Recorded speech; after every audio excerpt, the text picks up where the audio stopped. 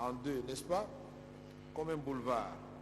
Et quand vous prenez notre chemin de fer, pas du Katanga, Kasaï oriental, Kasaï occidental, il échoue, il est beau, et la rivière Kasaï continue, rivière Kwilu, et puis on se retrouve à Kinshasa. Mais quand on est à Kinshasa, il y a rupture, mais il y a le chemin de fer jusqu'à Matadi, et puis on va jusqu'au Bief maritime. Et quand on est Bief maritime, on avait besoin effectivement d'un port à eau profonde. Aujourd'hui, le Togo, la première richesse du Togo, c'est son port à eau profonde. Tous les autres pays là, Abidjan, Ghana, Nigeria, ils ont des ports, mais pour les grosses charges, ils viennent à Lomé. Et donc nous ne pouvons pas être distraits et ne pas comprendre que ce port de Banana, c'est aussi un deuxième Inga pour la République démocratique du Congo.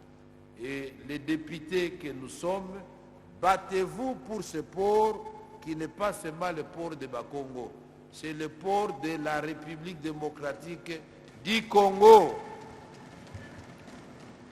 Aujourd'hui, notre économie est totalement extravertie. Notre pays est devenu le marché des autres. Ce qui fait que tout ce que nous produisons profite au transit et au port des autres. Mais nous devons faire l'intégration économique nationale. Nous avons notre propre chemin de fer, nous avons le fleuve Congo, nous avons la rivière Kasaï, nous avons Chouapa, Mongala, nous avons toutes ces rivières-là.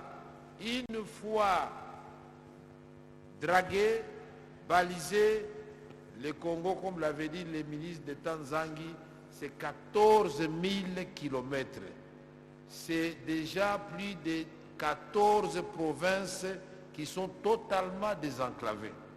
Voici le secret qu'il faut donner à Madame la Première ministre et au Président de la République pour la réussite aussi des 145 territoires. Honorable leader de Kasongolunda, vous avez la parole. Merci, honorable président de l'Assemblée nationale, honorable membre du bureau, honorable député élu légitime du peuple congolais.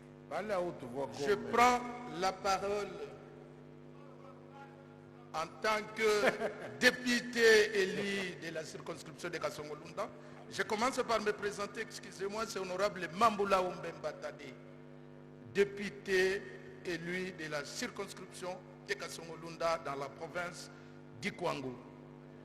Je voudrais adjoindre des éléments par rapport à la motion d'information qui nous a été étalée tout à l'heure ici, sanitaire et sécuritaire. Honorable Président, en ma qualité d'élu de Kasongolunda, je vous informe que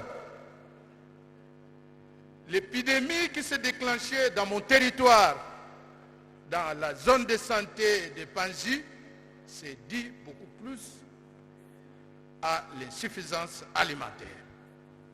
Nous avons un problème dans les territoires de Kasongolunda. Kasongolunda, c'est l'unique territoire à la dimension des pays, mais enclavé, inaccessible de tous moyens. Et nous avons un avantage, honorable président, c'est la frontière avec l'Angola. Nous pouvons nous rappeler le niveau de vie de notre pays et celui de l'Angola. Et que nous sommes enfermés. Le territoire de Kasongolunda, le grand pays, est enfermé parce que la frontière n'est pas accessible. Voilà pourquoi nous demandons, non seulement nous étions avec le ministre de la Santé qui va intervenir, vous connaissez déjà la situation, pour ne pas faire la redondance, mais aussi il faut penser à l'accessibilité du territoire de Kasongolunda. Commencez par nous ouvrir, ne serait-ce que les frontières de l'Angola. Le ministre, le vice-premier ministre, le ministre de l'Intérieur, a la possibilité de prendre des dispositions avec ses collègues du pays voisin pour nous permettre que cette population qui a au moins la majorité de son territoire traverse la frontière de l'Angola. Ça, c'est un point. Deuxièmement, je voudrais également revenir sur une question que nous avons entendue ici, honorable président. Vous avez signé un ordre de mission pour la question de Mobondo. Honorable président, et j'en suis parmi les gens qui ont effectué cette mission. C'était une mission mixte. Nullement, ça concernait que les députés nationaux de la province du Congo, alors que cette mission-là a englobé 3 provinces. La province de Kinshasa, la province du Congo et la province du Kwilu, je pense, avec Maïndombe, si je ne me trompe pas. Et un rapport a été dressé par rapport à cette mission. Nous avons entendu, nous avons commencé la procédure de dialogue pour ramener la paix sociale sur la question de Mobondo. Malheureusement, nous étions butés à une difficulté, nous étions à 11 députés, à une difficulté qui ne nous a pas permis de continuer la mission. Et nous avons fait rapport en ce moment-là. Pendant que nous parlons ici, votre honneur, honorable président de l'Assemblée nationale, le pré-rapport est sur votre table. Nous avons entendu de nos tables, la société civile et tout le monde, certains des représentants de ces soi-disant Mobondo là-bas, qui sont en train de se mettre derrière, ont été en contact avec le président, honorable Mavoudila, le président du caucus des députés du Congo, et à l'issue de ces entretiens, nous n'avons pas entendu parler des partis politiques, comme vous dites ici, nullement de la personnalité politique. Nous sommes surpris, la commission est surprise, parce que nous avons également sollicité que cette mission doit continuer de telle sorte que nous puissions privilégier le dialogue social. Voilà ce que nous avons besoin. Vous avez déjà, heureusement, Dieu merci pour nous, le pré-rapport qui a été fait se trouve déjà chez vous, et vous allez pénétrer ça, vous vous rendrez compte qu'il y a eu des mots qui ont été prononcés ici des partis politiques.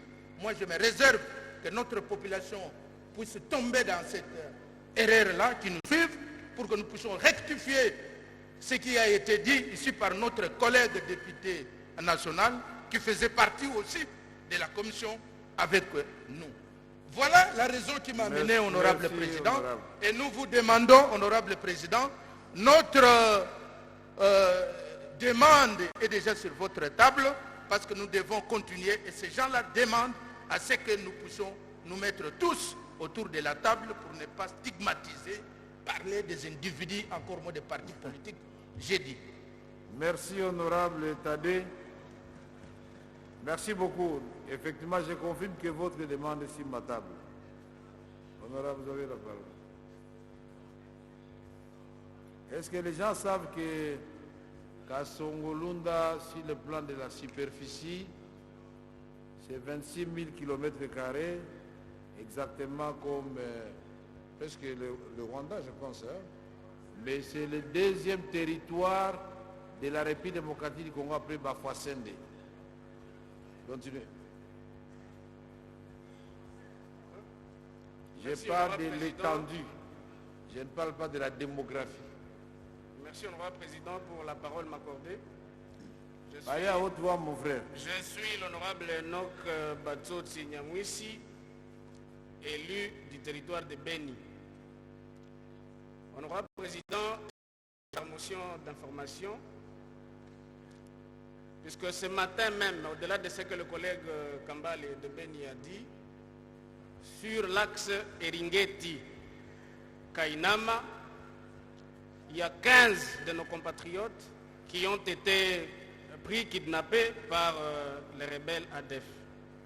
Et ils ont tué plus de 5 personnes et ils ont brûlé des motos. Honorable président, je voudrais nous faire remarquer que cela fait suite à la dégarnisation qu'il y a maintenant sur le front Beni pour le front M23. Pourquoi, honorable président? Nous avons des sérieux défis d'effectifs de nos militaires.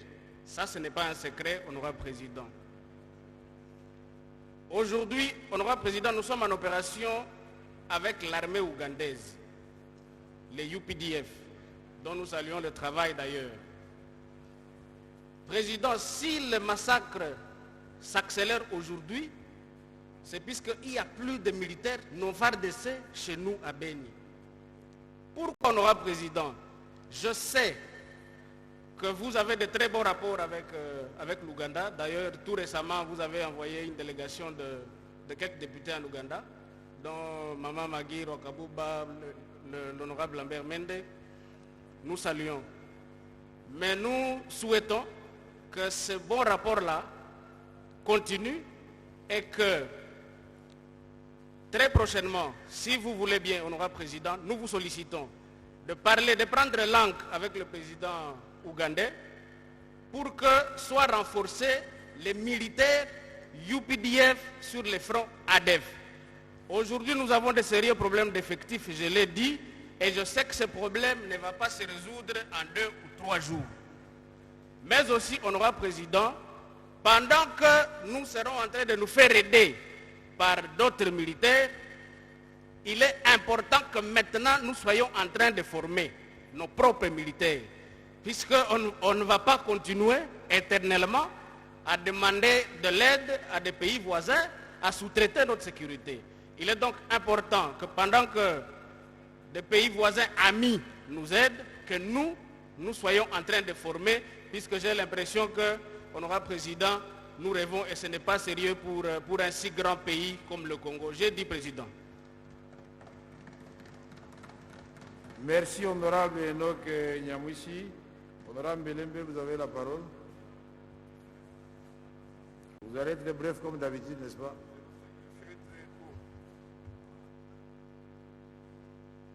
Merci. Merci pour la parole, président. Honorable président, membre du bureau, estimés collègues.